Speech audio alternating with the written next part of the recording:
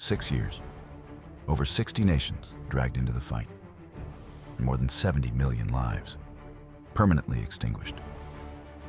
These are not just soulless numbers in a history book. This is the cost of the most brutal, sprawling, and bloody conflict humanity has ever known. It was a war that redrew the map of the world, a war that forged immortal heroes and unleashed the most terrifying demons. This was the Second World War. The first shots of World War II were fired on September 1st, 1939.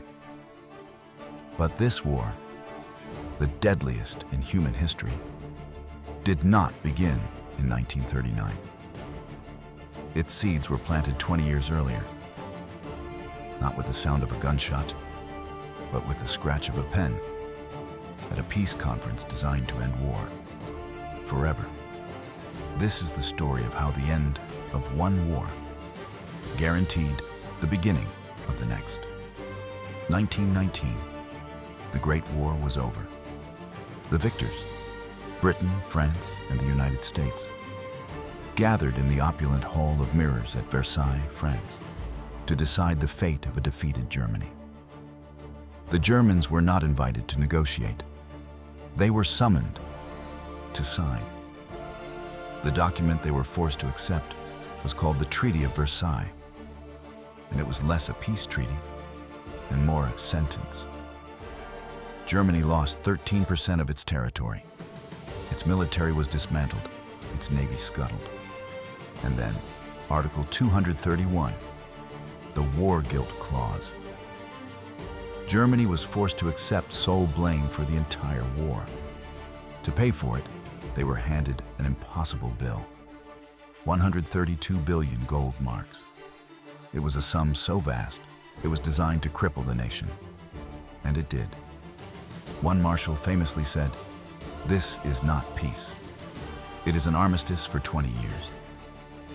Germany's new democracy, the Weimar Republic, was born in this humiliation. It stumbled immediately. To pay the debts, it printed money. And printed and printed. Life savings vanished overnight. A loaf of bread cost billions. Then, in 1929, the Wall Street crash. The Great Depression swept the globe, and it hit the already fragile Germany like a hammer blow. Millions lost their jobs. The people were desperate. They weren't just poor. They felt betrayed. They were humiliated by the world and now starved by their own economy. They didn't want democracy, they wanted a savior. And in this chaos, a voice emerged. Adolf Hitler, a failed artist and frustrated veteran of the Great War. He spoke with a terrifying charisma. He didn't promise democracy. He promised strength. He promised revenge. He gave the German people a target for their anger.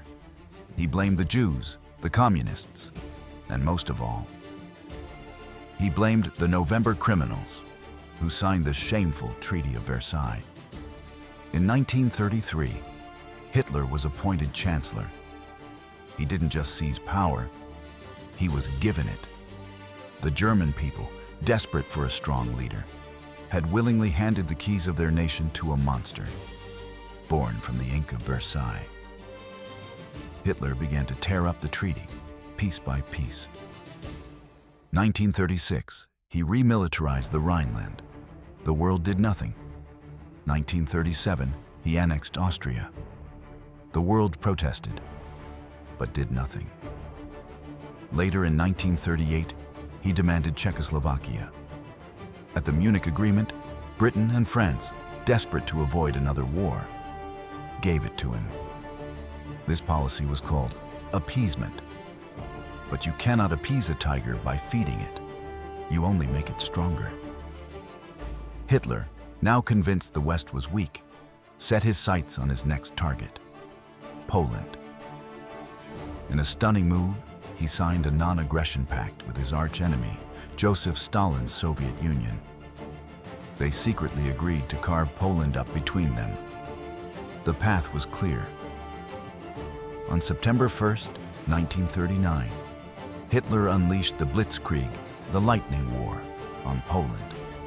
This time, Britain and France finally drew the line. They declared war on Germany. The 20-year armistice was over. The Second World War had begun. World War II was not inevitable. It was the result of a chain reaction.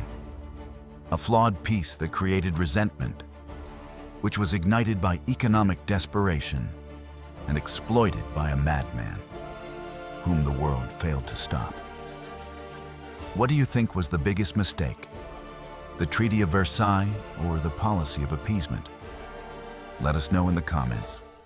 Don't forget to subscribe to WW2 Chronicles, as our journey through the stories of this conflict has only just begun.